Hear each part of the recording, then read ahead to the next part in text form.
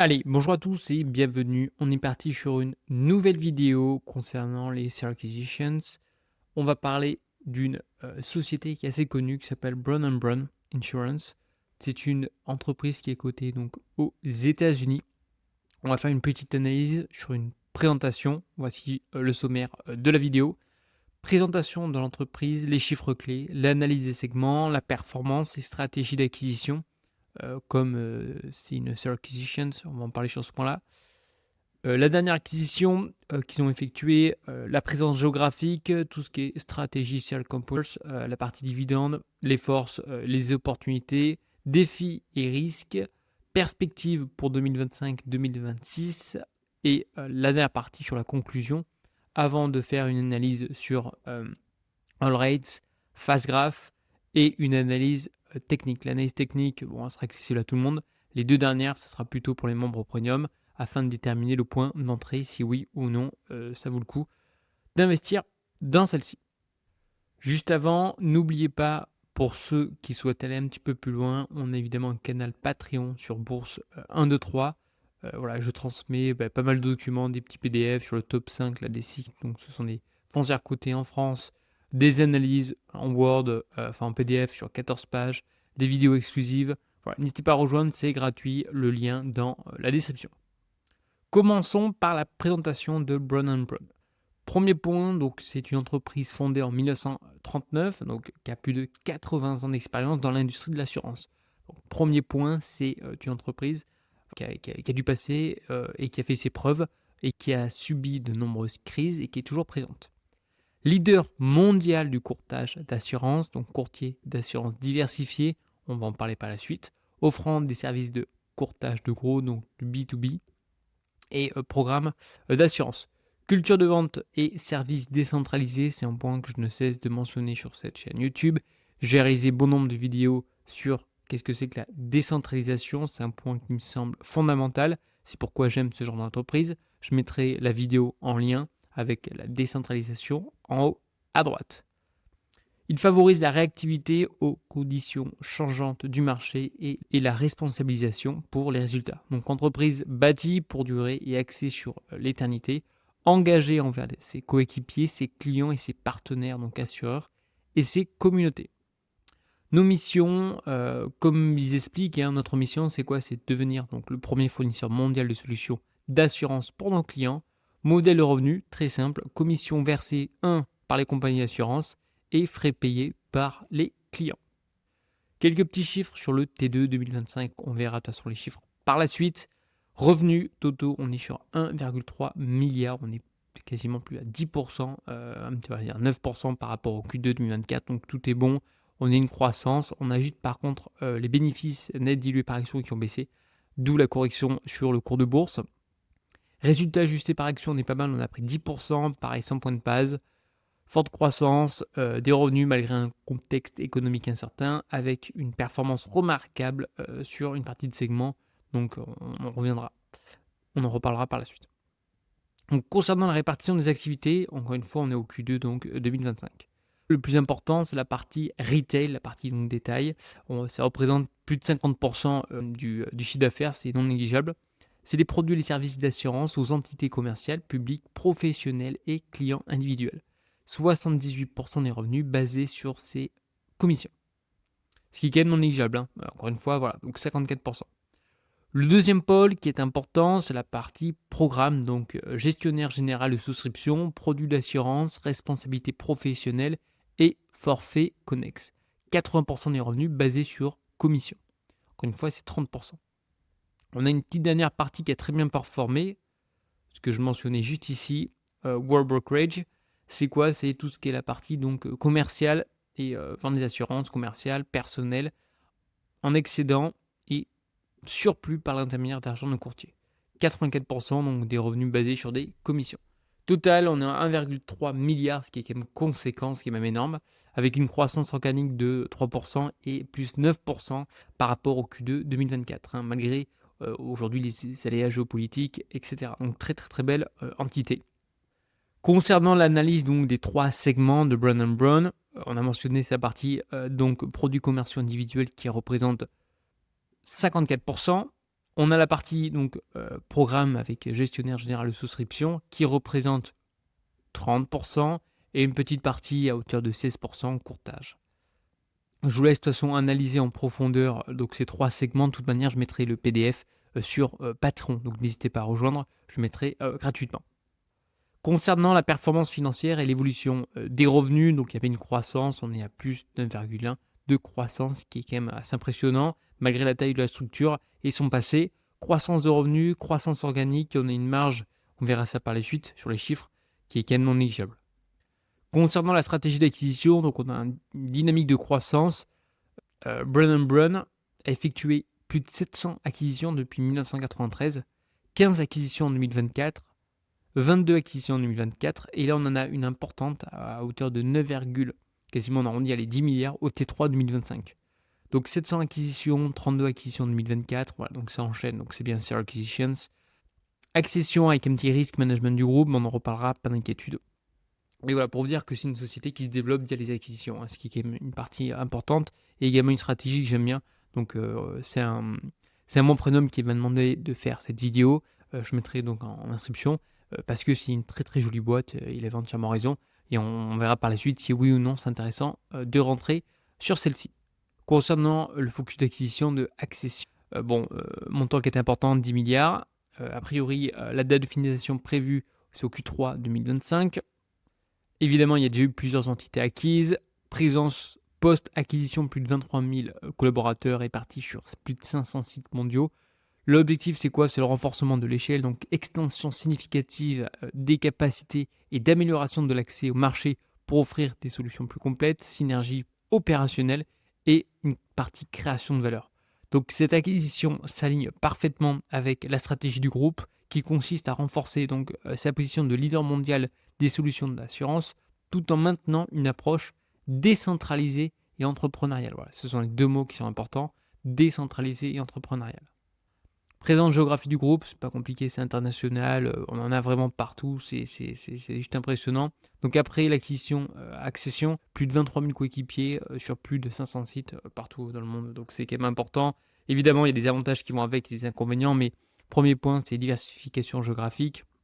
On est sur plusieurs marchés, partage d'expertise et résilience face aux fluctuations des différents pays, s'il y a une crise, s'il y a de l'inflation, ainsi de suite. Concernant la stratégie Serial Compounder, on est bien sur une croissance constante des revenus, c'est-à-dire on est sur une stratégie d'expansion progressive et durable via de la croissance organique et de l'acquisition ciblée.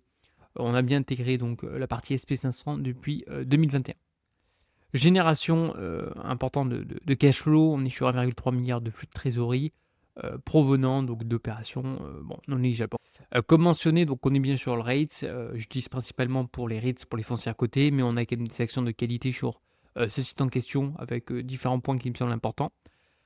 Bon, premier point, Brown & Brown, on l'a vu, on est sur une large cap, on reviendra sur la partie PER, sur la partie valorisation, qui est assez importante. Bon, dividende, c'est en croissance, c'est incroyable. Chaque année, ça prend quasiment 10%.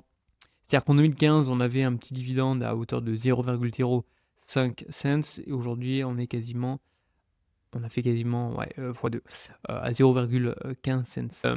Non, ce qui est important, c'est la partie free cash flow. Free cash flow, là, qui est croissant au cours du temps, c'est à chaque fois ça 2 chiffres, 18, 15, 14, et ça s'accélère au cours du temps grâce aux acquisitions.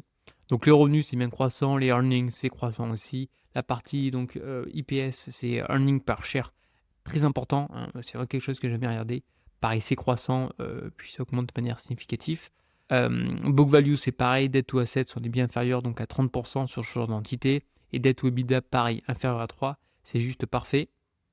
On continue, on a vu donc la solidité financière, la flexibilité, donc un bilan qui est solide comme on a vu sur All Rates. Encore une fois, si vous souhaitez prendre l'abonnement payant, c'est un des moins chers du marché, je voulais le mentionner, c'est 5 euros. Hein, voilà, donc j'ai pas trouvé mieux sur le marché niveau rapport qualité-prix. Après, c'est vrai que sur les sociétés comme celle-ci, il nous manque des indicateurs, je trouve. Par contre, pour les foncières cotées, ça reste le meilleur rapport qualité-prix. Je reviens, donc culture financière et flexibilité, rien à redire sur ce point-là. Culture d'entreprise forever, donc on a bien une vision long terme et une partie, qui est une partie importante sur la sélectivité des acquisitions et un engagement vers donc, les coéquipiers, clients, partenaires, assureurs et communautés. Une approche disciplinée. Brown Brown se positionne comme une entreprise bâtie pour durer, donc ça c'est bien, vision long terme, avec une stratégie disciplinée de croissance et de gestion des risques qui en fait une opportunité convaincante pour la création de valeur de long terme. De toute manière, on peut tout simplement l'analyser sur du très long terme, hein. Voilà, c'est une action qui ne cesse de croître au cours du temps. Une petite correction évidemment de 2005-2006, on en reviendra graphiquement, mais dans l'absolu, voilà, cours de bourse magnifique, dividendes aussi et la partie free cash flow et earnings per share en croissant. Donc c'est une très belle entité, très belle entreprise. Dividende des indices donc du SP500, on est bien sur un dividende aristocrate, voilà, ça fait plus de 35 ans sans interruption et 27 ans sans diminution du montant du dividende en question. Taux de croissance annualisé, donc on est bien à 7, à 10 et à 9. Voilà. Donc chaque année, on va dire, on prend une petite moyenne entre 7 et 12, 11 pardon, pourcents, de croissance du dividende. Donc c'est quand même assez impressionnant. Le taux est faible, mais la croissance est significative. Donc on est bien sur le SP500, on est bien après sur le SP500 dividende aristocrate.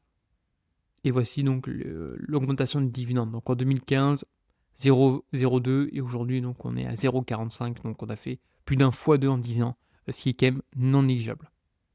Les forces et les opportunités, donc position leader, c'est le 6e courtier mondial. Position renforcée après l'acquisition de Accession. Modèle d'affaires qui est diversifié, on l'a vu, sur 3 segments de marché. Culture décentralisée, c'est un excellent point. Pourquoi ? Car on va favoriser la réactivité, la responsabilité et adapter aux marchés locaux. C'est ce que je ne cesse de mentionner. La plupart des Seller Acquisition avec un modèle de décentralisation, c'est le même business model et ça marche très bien. Solidité financière, rien à redire sur ce point-là. Les opportunités avec les petites perspectives, donc évidemment on a une acquisition, donc on va avoir un potentiel de croissance qui va être important après la finalisation au Q3 2025. Expansion internationale avec le développement des 201 sites internationaux avec une approche disciplinée. Et par la suite, il ne faut pas oublier qu'on va continuer à se développer via différentes acquisitions, donc un pipeline solide pour poursuivre la stratégie d'acquisition sélective. On va parler maintenant des défis et des risques, hein, ça fait partie du jeu, et c'est bien de les avoir en tête, malgré aujourd'hui les fondamentaux de cette société de qualité. Intégration des acquisitions, donc défi d'intégrer efficacement donc les nombreuses acquisitions, ça c'est un point important, en préservant la culture d'entreprise et les synergies attendues. Donc ça, l'impact, il peut être important. Après, lorsqu'on a plus de 80 ans, j'aime vous dire, d'historique, bon, je pense qu'ils ont l'habitude, c'est comme l'IFCO, hein, ils ont fait leurs preuves, ils ont fait plus d'une centaine d'acquisitions. Ceci étant, il peut arriver de faire attention sur certaines acquisitions, il ne faut pas se tromper. Volatilité du marché, bon, ben ça fait partie du cycle, je viens de vous dire, notamment de la partie assurance et des conditions macroéconomiques qui sont variables. Mais bon, si on a une entreprise de qualité, je ne m'inquiète pas plus que ça. Les évolutions réglementaires, également, ça peut être un point à mentionner qui peut impacter le modèle d'affaires. Mais de toute manière, bon, je pense que cette société voilà, va s'adapter. On aura peut-être une petite baisse sur les marges, mais dans l'absolu, je ne pense pas que c'est ce qui va changer.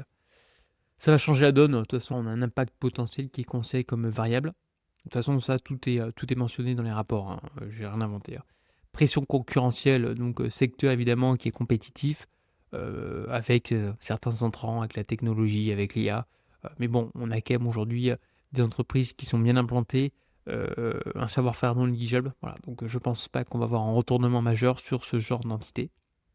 Taux d'intérêt, évidemment, on va avoir un impact qui est potentiel avec des variations sur le coût du capital pour les acquisitions et sur les activités de placement. Bon, encore une fois, bon, ça reste variable, c'est pas quelque chose qui m'inquiète.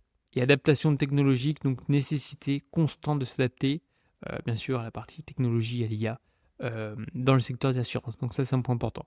Si vous devez retenir 2 points qui sont importants, c'est la partie acquisition, il ne faut pas se louper sur les acquisitions, la partie merge and acquisitions, et la partie donc adaptation technologique avec l'IA. Voilà, faut pas se louper, hein. C'est comme Téléperformance en France par exemple. Voilà, hein, c'est compliqué pour eux, ils ont du mal à s'adapter aux nouvelles technologies. Concernant les perspectives et les conclusions, donc perspectives, donc on a une intégration qui est réussie d'Accession, on verra ça par la suite avec les synergies, comment ça va se passer, et on va avoir un impact qui va être important dès 2026. Renforcement de la présence internationale avec développement dans de nouveaux marchés européens et asiatiques. Accélération de la transformation digitale pour améliorer l'expérience client et l'efficacité opérationnelle. Point clé pour les investisseurs, on est sur un dividende aristocrate, plus de 700 acquisitions qui sont réussies, une croissance organique 3,6, on verra quasiment une marge d'EBITDA, on va dire, à plus de 30. Donc Brown Brown confirme son positionnement en tant que serial killer, avec une stratégie d'acquisition qui est rigoureuse et qui est sélective, et qui permet aujourd'hui une croissance soutenue avec une diversification donc, géographique de son portefeuille. Simultanément, l'entreprise démontre donc son statut de serial compounders avec une politique de dividendes exceptionnelle sur 35 ans. On a vu, ça a quasiment été multiplié plus que par deux. Hein. Une gestion disciplinée, une création de valeur à long terme. Concernant le titre, Brown Brown, donc c'est une entité qui s'est créée depuis 1981. Grosse correction donc à partir de 2006 plus la partie 2008-2009. Depuis on va dire 2017, on est haussier depuis un bon petit moment. Alors attention, la résistance, on est vraiment sur une résistance en rouge, on l'a cassé, donc on a tapé plusieurs fois. 1, 2, 3, là on est venu casser la résistance, hop, on a joué le rôle de support, et aujourd'hui on a bien cassé cette zone. On a un support pareil de très long terme, juste ici je voulais tracer en vert. Donc pour ma part, ce qui m'intéresserait, ça serait qu'on revienne sur ce support, au moins qu'on touche la moyenne mobile, donc exponentielle 150 périodes, c'est un point important. En daily, bon, pour l'instant, rien à mentionner. On a eu un petit rebond avec une bougie, donc avec un marteau. Ça a joué le rôle, on va dire, de rebond. Après, à voir est-ce que c'est durable ou non. Bon, pour l'instant, moi, j'attends que ça construise gentiment. Hein, je ne prends pas de position sur ce point-là. On va voir en deuxième partie pour les membres qui sont sur Patreon. Je mettrai évidemment la vidéo pour ceux qui sont sur Patreon en entier. Le reste sur YouTube, je vais m'arrêter ici. La partie phase valorisation et mon avis, on va dire mon avis final, ça sera tout simplement sur Patreon. Donc n'hésitez pas à cliquer. Hein. Je mettrai le lien de la vidéo complète dans la description. Donc n'hésitez pas en tout cas à liker, à vous abonner, à me proposer éventuellement une entreprise sur Patreon, n'hésitez pas. Si vous avez des remarques, je suis preneur et je vous dis à une prochaine.